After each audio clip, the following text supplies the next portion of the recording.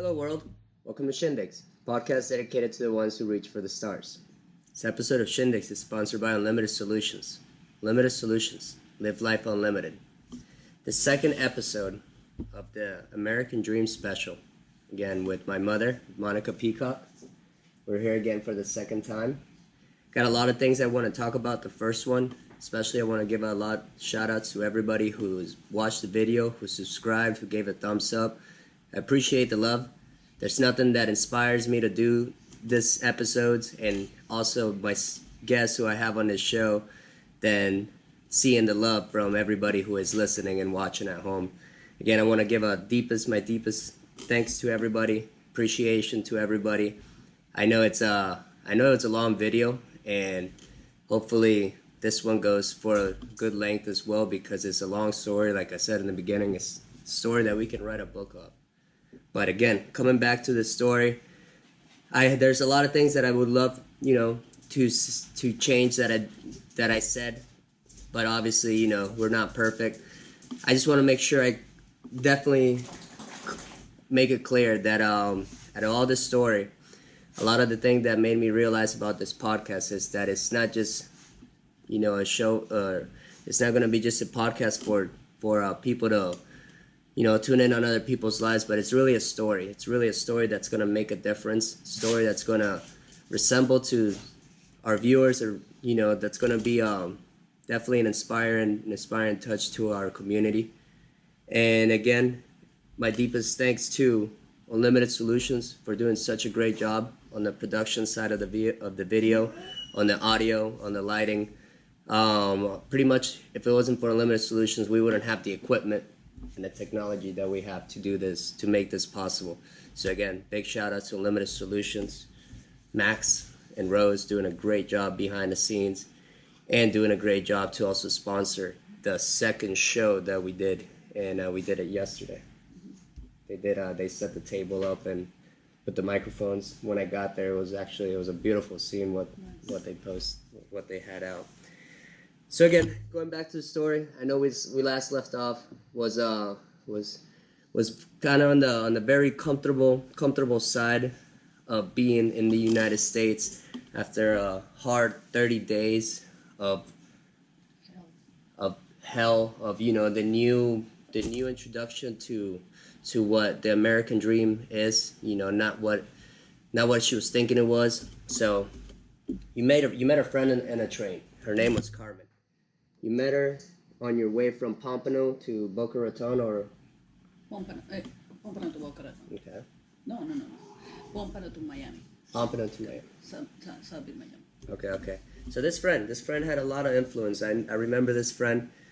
This friend also helped you talk to John. Mm-hmm, yes. Husband. And her husband, actually Roger, helped through the whole conversation. So now are you still living in Hillsborough? Yeah, we did. We lived there for like 2 more months, but after that, I wanna live close to my friend Carmen, because we got a good relation, and the lease was gonna be done for the year, and then he asked me if I wanna live there, or I wanna live in a house, and I was like. And then we went to see a house, and this house have a lake in the back where I can fish. That's my passion, I love fishing. And I was like, no, I love to be in a house where I can have my plants, my flowers, where I can have my driveway. I don't have to live by the rules of living in a subdivision. Yeah. And now this house, you said that you wanted to live close to your friend Carmen. Did you make it possible? Yes, that was. Hold on 1 second.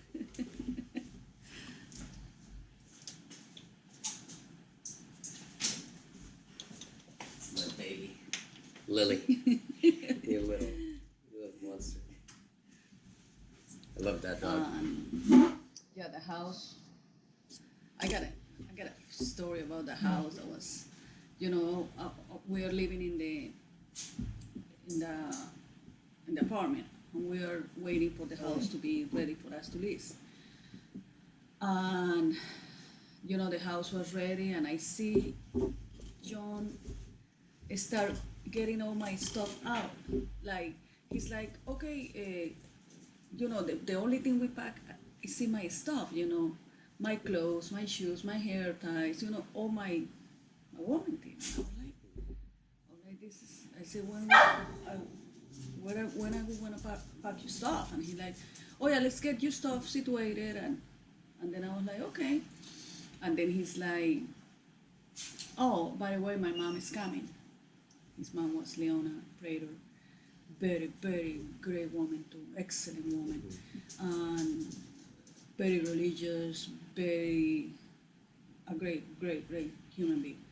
And she was coming, and he was like, when I met John, he was like in his 48, I think. And he was like, oh yeah, my mom, she don't know I'm living with a woman, I don't think she's gonna be happy for me to be living with you under the same roof. And that's what I wanna get. And I was like, but what do you mean, You're 48. Can you tell your mom? No, I don't. And I was kind of upset. I'm like, you hiding me from her? No, I want to introduce you to be my girlfriend, but I don't want her to know we're living together. And I was like, okay, I'm not happy about it, but it is what it is. And then... It's a lot of two different cultures. She was Southern Baptist.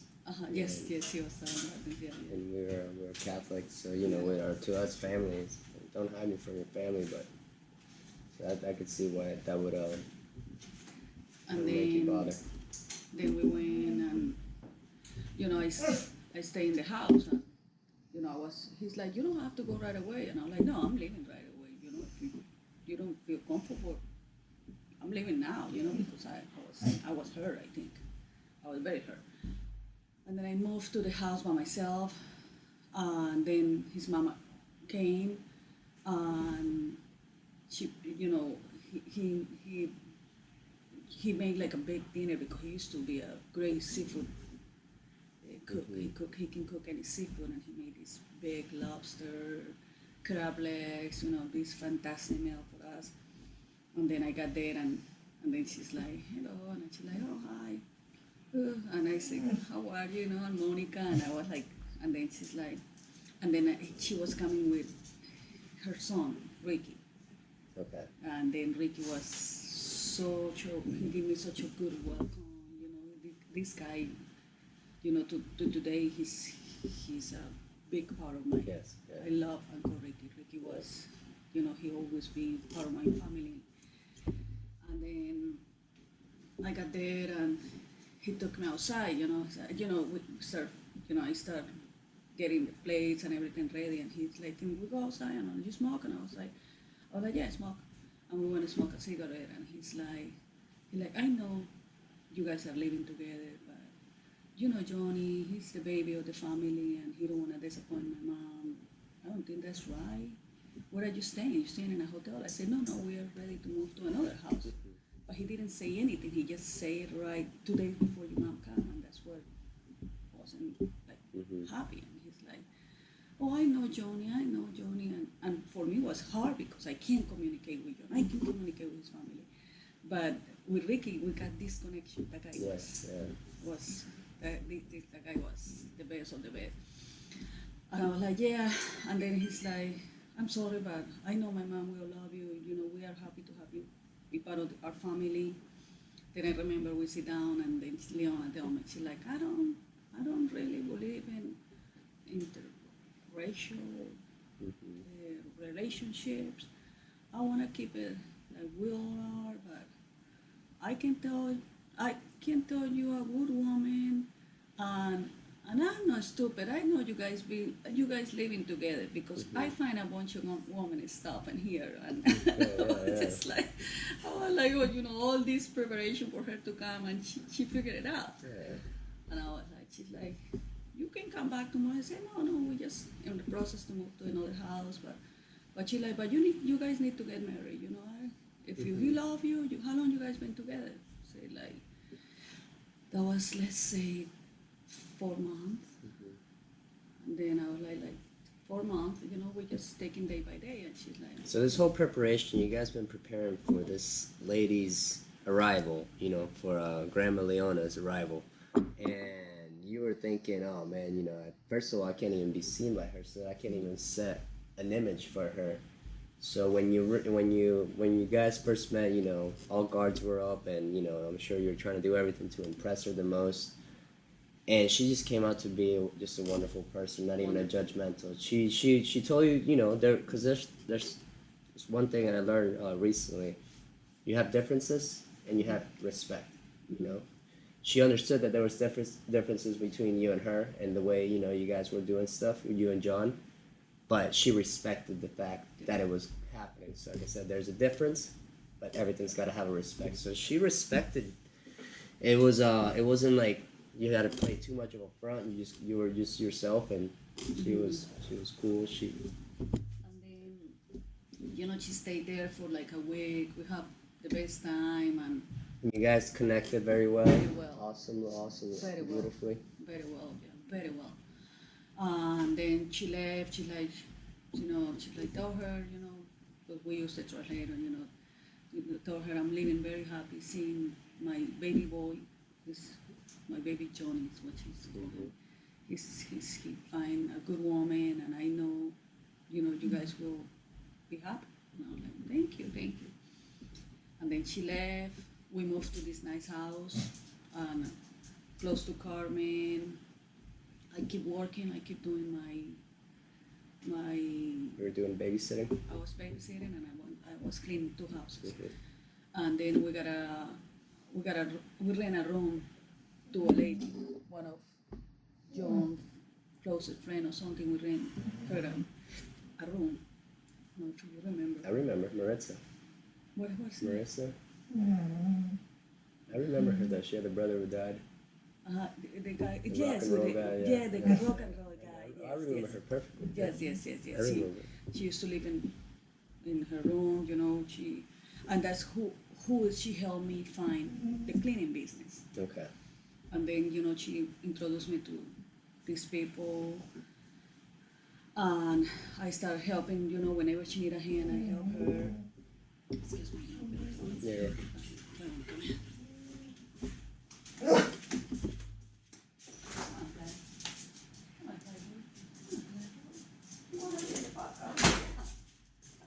And that's Clyde. He's our 15-year-old Basset Hound. So Maritza, that was her name, right? Let's go Maria. And then start living there, and we start like John. He like to go like we go everywhere. We go to he take me to Orlando. He take me to Vegas, and he start going places. And I was like. But I didn't want to go, like I wasn't happy because I miss you, I miss part of I wasn't complete, and he keep doing this thing to make me happy, and I'm like, you want to go this? And I'm like, no, I'm okay, I gotta work, and no, I want you to see it all, like, finally I was like, I don't want to go nowhere, I want to bring my son, I just, I've been 4 months without him, and it's time for me to bring him and then he keep like postponing it, like, yeah, we will. And then finally, like, when is will? I want to know when I'm going to bring my son out. Because by that time, like in October, I fly to Colombia. I fly back. I was here already, and I fly to Colombia because before I came to America, I got an appointment for you to have your visa. And then I thought, I went to the visa, and then he's like, you don't need to go, wait, whenever we get married, you can bring him here. And I was like, no, I want, I got an appointment with him, I wanna have his visa. Because I don't know when we're gonna get married and how long it's gonna take, and I wanna bring him right away. And he's like whatever. And I told him, if I took some of my clothes, and I said, hey, I just wanna let you know if you don't come back, it's because he didn't get the visa. And if he don't have the visa, they don't give Christian the visa, I'm not coming back. because I'm not gonna live here without him. Okay. And if he's not be able to come to the country, I stay there. And he like, and then he's like, oh no, why man? I'm like, yeah, that's, And then he's like, okay, whatever. And I'm like, okay, I went. Was like. Did anybody tell you about a different way to approach that situation, or is that just the only way you know? Like with you talking to Carmen, did she say, "Hey, maybe you should wait and try to"? Oh, everybody tell me to wait, but the thing is like if I stay when I came here, I got a visa for 6 months. Okay. If I pass my 6 months, I be an illegal. Okay. And I didn't want to be an Okay, illegal okay. immigrant. And that's what I say. If I go in October and got your visa, and if you be able to come back, I can start my other 6 months. Okay. And that was my whole process. Yeah, of course, you have everybody who tell you what to do, how to do it. Don't do this. You can find a better guy. He's older for you. La la la. Everybody try to fix your life. Oh, yeah, Everybody try to have an input in your life and your relationship and everything you do. Like I got this, and I was very comfortable with him. He was very nice to me, and I fell in love with him.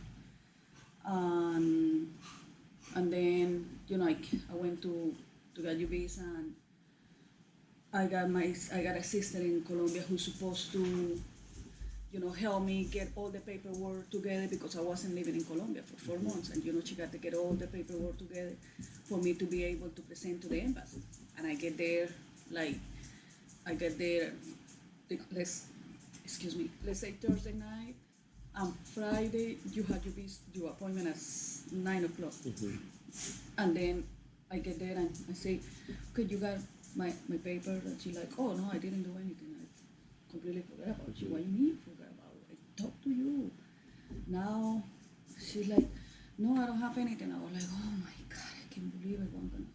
What am I gonna do now? And then, my friend tell me, you can't go. You can't go to the embassy with nothing. You stay there you've been in America for 4 months. You just came and they want to put one and together. And I was like, you know what? I'm gonna go with the blessing of God. God, if you God want me to be in America, if you want God in my life there, God knows what I need. I always It's feel a huge risk though, because you're risking them finding out, that you just came back after 4 months, and it's a big risk to lay it on him, to lay it on God. No, I'm his daughter, and I always say I never ask God. I ask God like a little kid. When you're a little kid, you don't say, "Oh, God is not gonna give me this." You ask, and I'm his daughter, and I ask him, and he knows what my needs are, and he will take care of me. You that's the way you gotta ask God, like a little kid. And I ask God, and then I get to the embassy, get there, your passport, and then everything, and I was like, oh my God, it's like they didn't even ask me for nothing. And I was like, I don't know, the funniest thing, I was in line. Bogota is very, very cold, and I was freezing, freezing and stress, and I was in the line, and I got like my passport, your birth certificate, like 2 or 3 little things in a little folder. In a little folder. Yeah. And then I drop it in the water, and then I was like, oh my God. And I start picking everything, wiping my clothes, and I was like, oh my God, what else can happen? I put everything, and then the guy was behind me, instead then he just went in front of me. And he's like, and I was like, when I get up, and I went back to and he like, oh no, you lose your spot. Your spot. And I was like, que se va para Barranca, pierde su banca. And I was like, what do you mean, sir? It's like I was here and I just And this is in the embassy line. Yeah, in the embassy. And then the one of the longest lines ever, the correct? longest, coldest line. And then the guard came and he's like, what's going on? And I was like, no, nothing. And then the guy was like, you in front of him? I said, yeah, but I just dropped my papers. And he like, okay, behind you, me, and 3 more people, you guys go straight to the embassy. They want to see you guys right away. What? And you stay online. So the guard made that decision. Yeah. He went out there I wonder if he went out there because he saw So what the happened? whole what happened, and then he allowed you and 3 other people. Go straight to the ambassador, and then the ambassador didn't. All we all get the visa right away, Wow. and we all cry and hug because get a visa is like people think, oh my God, I want to win the lotto. No, this is better than the lotto. Oh, yeah, yeah, yeah. It's the Chances 1 of a million, or used to be. It's like in a daily basis. It's like 10,000 people. They go for an interview. daily, 10,000 Daily. people daily. Yeah, it used to be in the Uh-huh, nine, in okay. the eight, in the 1999 when I came, and just 5% Okay. or 3% of the population get Okay. approved. Okay. Wow. I mean, so that's that a was very yeah. less. Yeah. Out of 10,000 people, that's a lot. And when I got it, I was like, when I get up, I call my friend, I call my sister, and they're like, oh, what happened? It's so early, Mm-hmm. You beat it, Oh, always yeah, stay yeah. all day. And I was like, no, they let me go in front. Oh, what they say? I said, no, I got it. Oh my God, you got it? Yeah, I got it. I was like, okay, thank God I got it. And then I want you to finish your school. Mm-hmm. That was in October, and in Colombia, the In school December. it's November. Okay, November, okay. yeah. And that's what I said. It's 1 more month he can finish. But now you have the visa. You can come anytime. And then I stay. I went, stay with your grandma. You're living with your grandma. Yep. I stayed there for like 2 or 3 days. And I came, I called him and said, yeah, I'm coming back. My son got the visa. And, I came and keep my life. I was working, but after I got that visa, that was a everyday fight. Like, when I want to bring Cristian, when is my son coming? Soon. And So how long did you stay after I acquired the visa? After you accomplished that, how long did you stay in Colombia after that? Oh, like 4 days. 4 days, and then Came you came right back. Came right back, yeah. I remember that. And then I was like, I was like, then he told me, oh, we do it, we bring him when the year school start. And I was like, oh, okay, that makes sense. That he can finish. And then I realized, what the heck? The year start in August, in July, August. And I was like, and it's the first week of November. I mean, I gotta wait 6 more months. And I was like, oh, hell no. Yeah. No, I'm not waiting. Just risking my visa Yeah. for the 6 months. No, you got a visa for 10 years. When you got a visa. Wow. Yeah, you got a visa for 10 years. But I wasn't able to wait. It was very frustrating for me. And then I was like, he's like, why do you want to bring him right away? Look, we can't go anywhere because when you have a kid, we can't fly, we can go to Vegas, we can do this. And I was like, I don't want to do nothing. I don't want to go to Vegas. I don't want to go to anywhere. Anywhere. I don't want to go to because like fancy restaurants and fancy stuff. And that's not me. And I was like, I don't want to do anything. I just want to have my son here. If you really do this to make me happy, you're doing the wrong thing. Let me bring my son. And then he's like, I tell you when. I'm like, okay. Then, finally I said, you know what? I'm doing it. I have one of my good friends, John Jairo Villamizar, and he was coming. He called me, he's like, hey, Monica, I got my visa, I want to go there he was a veterinarian there. I wanna go there to, how do you say when they go to school in here? That means he can be a veterinarian here. Yeah, he wanted to do his degree here. He wanted not apprentice, but yeah, he wanna come to college in here, and I'm like, hey, can you bring my son? And he like, yeah, I can. And I'm like, okay, because before I leave, I signed a paper saying, because I'm very meticulous. I think about everything. I signed the paper. I say, if you, I authorize, and then I'm blank name, whoever to bring my son here. okay. And then they put a An authorization letter for somebody to travel with your son. With your son, yeah. And your dad had to do the same. Right. And I was like, I was like excited, but I never told John anything. You know, I keep it a secret. I used to go on a payphone and call them. Like how's everything? He got everything ready. Don't forget his passport. Don't forget this.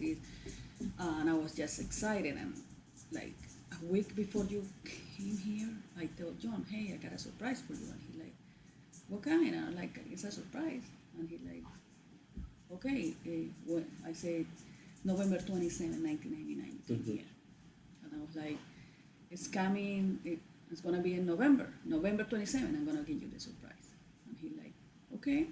And then I told my friend, Carmen's husband, to take me to the airport to pick you and my friend up.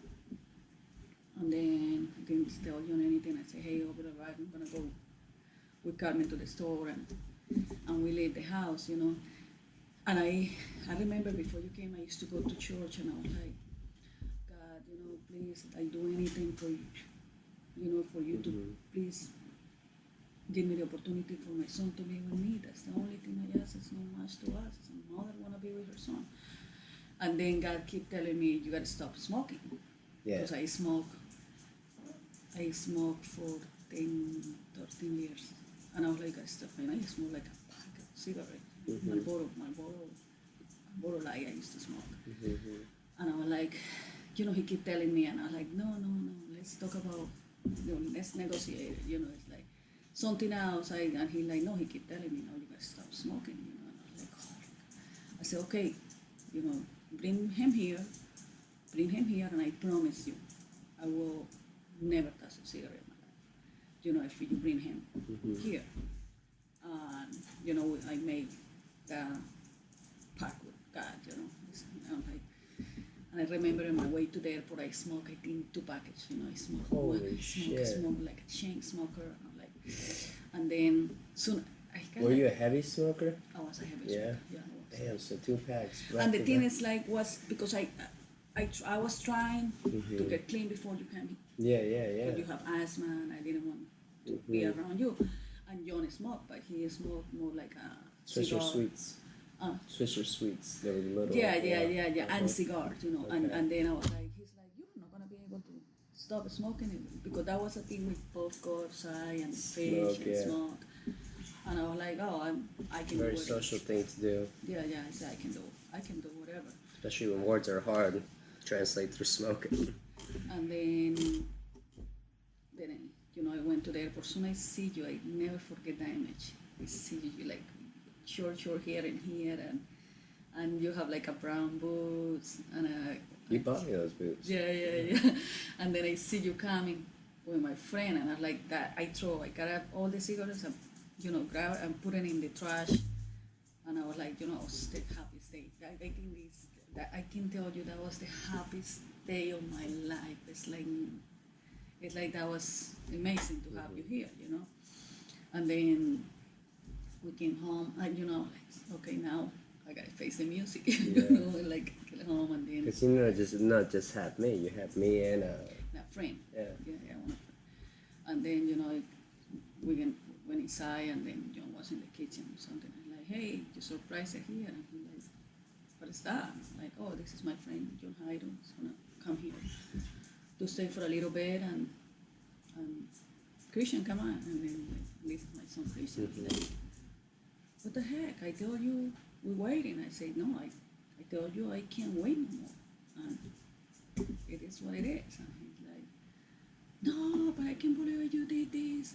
And you did it behind my back. You didn't let me prepare. This is not how I want it. I want to have a place ready for him. I want to have a room. I want to have everything for him when he come here. Where he's going to sleep? I said, he can sleep in the attic. It's an attic here. He can sleep in a garage. He can sleep anywhere. He's here with me. He's here with me. That's the only thing. Don't worry about that. And then he left through the door, and I was like, whatever. I was happy. I don't even care how mad he was, how pissed off. And then he came home later on, like 3 or 4 hours later, with a bed, a Pokemon, all Pokemon stuff, like a Pokemon best friend, and sheets, and you know, and he went and started getting your room together, and I'm like, okay, you know. And then So he left. You thought he left. You know, well, Yeah. he definitely left off, pissed off, and then he came back with a bunch of yeah, a bunch of stuff. bedroom for the bedroom. Yeah, for my For you. arrival. And then, you know, the first week you here, eh, you sleep with me Yeah. my whole life. Or you my know? grandma. Or your grandma, yeah. And then I remember you used to cry and like, and you sleep at the door. You know? Well, I remember it's because I used to watch a bunch of. There was this one show that was a network off Univision, but it was like one of those. It was like a show. It wasn't even part of Univision. Like it was after Univision was over, like 10 o'clock. This show would come on, and they showed exorcisms. Remember? Remember they showed the exorcisms? It was a church, and they were showing. Yeah, they would.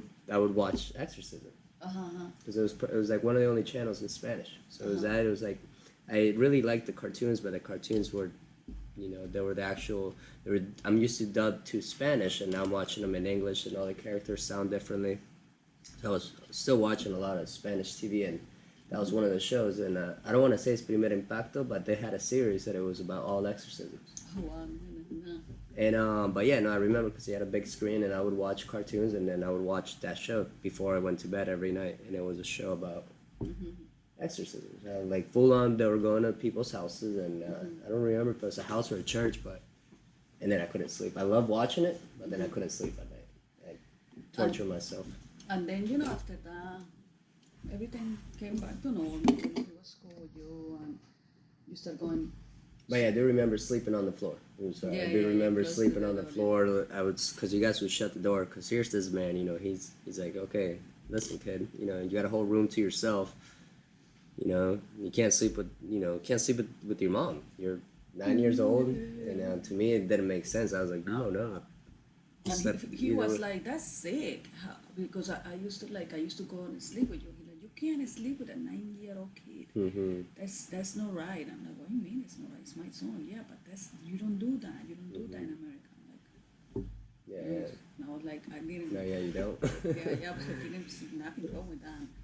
And finally, you know, I told you, I said, Christian, you gotta start sleeping. You I remember keep those doing days. Those talks were tough.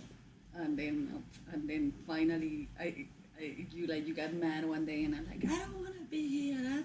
I miss my grandma. I miss my friend. I'm leaving. You bring me here, but this is not what I want. I'm like, okay, what you want then? You know, it's like, I want to go back to Colombia. And I was like, okay. I pretend I called the airport, and then you know, you had your PlayStation, you had your stuff, and then you start packing. I was like, no, stay here. You know, you take whatever you bring from Colombia. You know, you want to be in Colombia, you got a Colombian life. You got a meal, you want to be in here in America. This is what America provide you. You want to go back with your backpack, and that's it. Don't worry about it, you know. And then you like, and I pretend to call the airline. I'm like, you ready? And then you start like, no, I don't really want to go. And I was like, no, you gotta go. You already said you gotta go. And because I didn't want to play that game. You know, you're gonna extortion me. Yeah. Every time you get mad because you don't get your way, and I'm like, I'm not playing games. You know, like I'm doing all this for you, and you are not sabotage me. Yeah. You wanna go with your backpack. All this, stay here. Then never hear anything about I wanna go back. And then you start going to school, and the bullying started. The bullying was Oh yeah, I remember the bullying. It was a horrible. Jewish neighborhood. Oh yeah. Across the street they have a kind of Cuban couple. They have a kid. This kid and the thing is like, I think you never say anything to me because you're so afraid the way I react, because in Colombia I got in so many fights with moms and dads and Kids who want to fight me, parents, and you know, Actually, kids did beat my ass, and you try to go out there and beat their ass, and yeah, it was embarrassing. Get my ass kicked, and then coming home, I couldn't tell you why I got my ass kicked because I didn't want you to go out there and make a scene. But then you tell me that you whooped my ass if you didn't tell me who whooped my ass. And then one day you came home, and then the thing is like I used to bring, because the only house was in the back of the river was our house. I mean, I do fishing parties for you and your friends. That way they get close to you. Pizza night, movie thing. I was like doing that to introduce you to the new, but they were very.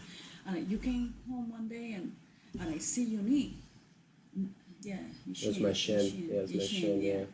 And I'm like, what happened? And you're like, oh, I don't know. What do you mean you don't know? It's what happened? How that happened? And you're like, I don't know. I mean, I keep something. I'm like, and then I was like, no, you tell me what happened. This is not something happened and you don't know. And then you say, oh yeah, me and my friend were playing and he put his foot up and then I run into his shoe and I'm like, oh no. I start crying. No, I want to tell you. You want to make a big deal about it. You want to go fight them and fight them. Mom, I don't want you to do that. I'm afraid the way you are always at. And I'm like, oh no, you tell me right now. And then we went to the school. I went and talked to your teacher and the principal. They say they can't do nothing because that wasn't that school. Yeah. And then I said, yeah, but what about the bullying in the bus? No, bully wasn't the big and it would be bad, but no, we always had bullying. It's just that it wasn't labeled as bullying before, so it was just kids doing kids stuff. Now, bullying it's something it's a very bad thing that's going on. So. And then I went to finally, I talked to John and John is like, let me handle this, but John was, I said, no, he got guns and, I don't want, John get very upset. I say, hey, John, let me go talk to the guy. And talk to them. I don't want you, this go out of proportion. And then I went and talk to the guy. I say, hey, your son is like, can't deal with this no more, My son been here less than 2 months, 3 months, and your son, since the day he came here, he's bullying him with all his friends.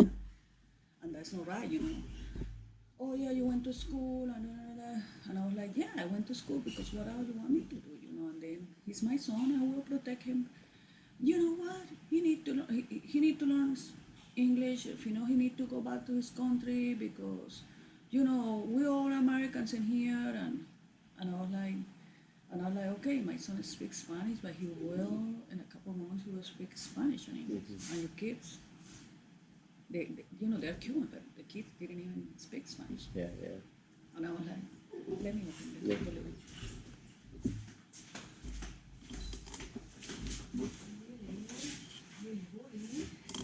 Come on, Mike.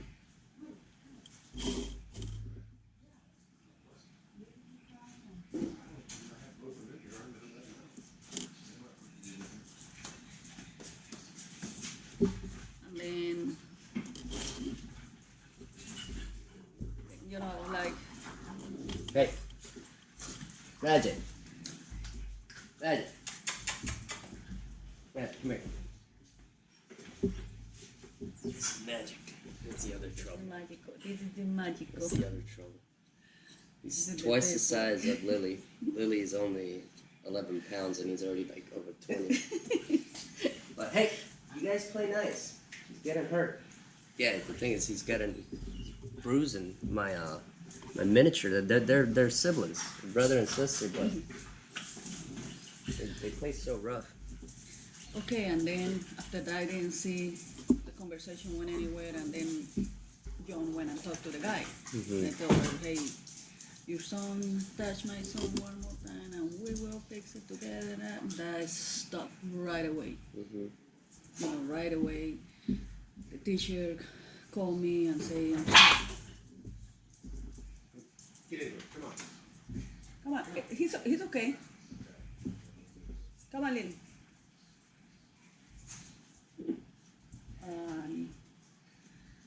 Bogey. And then stop right away. We keep on with our life.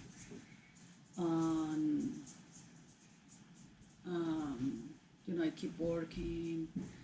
But the situation got handled. The bullying, yeah. So yeah, Oh yeah. And after that, eh, John have an offer. We're doing great. We're doing great. He's doing good with you. I remember I was fishing, hanging out. There was like 2 kids in the neighborhood that I did. And, Get along, yeah, yeah. it was. So everything was doing good. I was going to school. I was actually doing well in school Yes. because Colombia left learning how to divide, and here they were just learning how to divide. Mm-hmm. So I was already ahead. Actually, it's when I started 4th grade here. And then, after John got an offer in Georgia, in Atlanta, Georgia. It's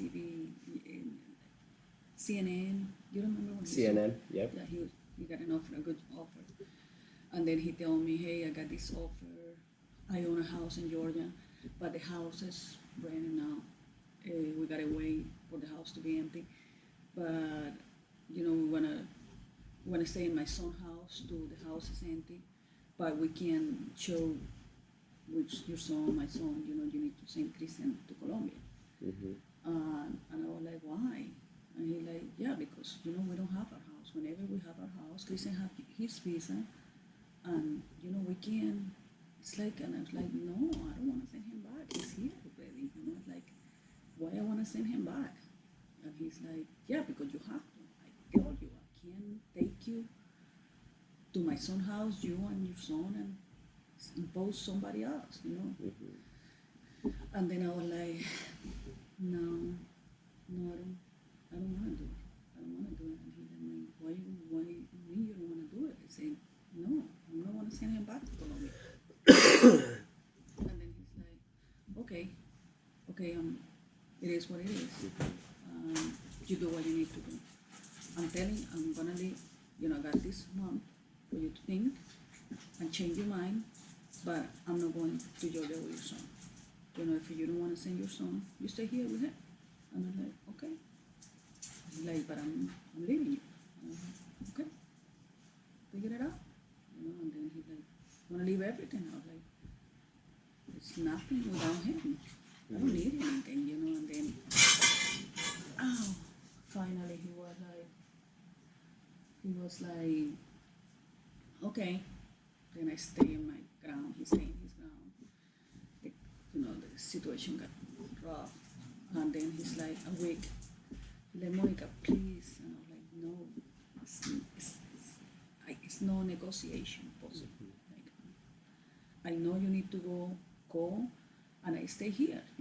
Find a room to rent or I do whatever. Don't worry about me. And he's like, no, you need to go. And I was like, no, I'm not going. Then he left. He like, what you need for me to leave you? And I was like, nothing. You can take it all. What I need. I don't have a house. Like, why I want this. I don't want nothing. I want his bed, probably. That's it. And I don't even need it. Don't worry about it. And then he's like, where do you want to sleep? And then he's like, okay, I'm going to leave you 2 months paid of rent. And if you change your mind, you call me. And I do. I'm not going to change my mind. But he's like, yeah, that's the deposit. Mm-hmm. He say, and I was like, okay. He said, okay, whatever. And then he left. I was like, he was strong. And I was too. Mm-hmm. Well, he needed for the job. It was, I'm sure it was a transfer. Oh, yeah, but no, he can rent a hotel or something. Okay. Just don't leave your son, it's like, yeah. no. But that was our, like, Mm-hmm. he didn't like the way, because that's why he got mad, because like, it's always you, it's whatever you think, Mm-hmm. like, no, it's no, whatever I think, it's my son. It's not like a ball or a toy. It's my son. Mm-hmm. You can just like, oh, come on back and forth. I say, no, he's here. This is his son. I'm not sending him. Okay, he left. After he left, the girl was like, the girl started acting out to me. Mm-hmm. The roommate. The roommate. And I'm like, she's like, I got all my stuff in the kitchen, and she got all my stuff and put it in the corner. And I'm like, what the heck happened? And then she's like, hey, when are you moving out? And I'm like, because I got the lease in my name, I'm going to put the lease in my name. And I was like, oh, yeah, John paid 2 months. I want to stay the 2 months, and then we'll find a place to live. Oh, no. no, this 2 months is they don't give him the deposit because like he opened a door. He opened a, like we used to have to go to this Florida room. He opened a door, and but the owner said, yeah, I was right. But then he said, like, no, I didn't want a door there. Now we gotta fix this. And then the owner said, I don't want to keep it back the deposit.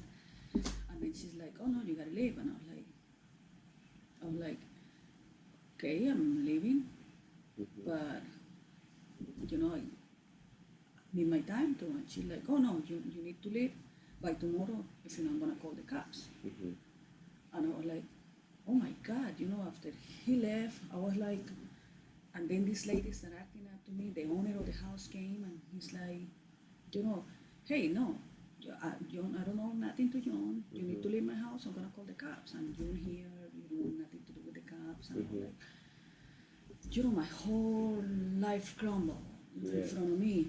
And I was like, then my friend find a room. He's like, he was going to college and he met a guy, but he's in the room. Where he find a room, he can't take nobody, And I was like, can you take Cristian? And he's like, no, I can't. It's just a room for one person. And I said, can I? Because he buy like this beat up red car. It was a Pontiac. Yeah, yes. And then I say, hey, can you let me stay in your car? And he like, yeah, I can let you. I can. I don't know if it's a problem, but then somebody complained because they see somebody was living in a car, but I was there for like 2 days. And it was you and I staying in the car. Yeah, staying in a car. And then I was like, oh my God, what I'm gonna do? And then my friend Carmen, she's like, call John, Monica, don't be so hard-headed. I'm like, no, I'm in my own. His history, he used to leave me here. I'm not worried about that. I just worry about how I'm gonna figure it out day by day. And on top of that, because when everything happened, it's like, it's amazing. Everything bad happened, but everything happened for a reason. But in that moment, you see, oh God, when something bad is like the whole world. When it rains, it pours. Pours, yeah. And I was like, I went to work, and the owner of the mom of the little girl, she's like, that week when I was there, I was babysit. The girl got like, these people are rich people, the richest people I ever met. They live in this beautiful community, and they're Jewish, and they both are Jews, like big. Yeah. And then the little girl loved me. She don't never like a babysitter, but the owner of the So it's a house. Jewish family that they were both in the law system. They were judges and. What's that? You'll go there. There's definite panic. So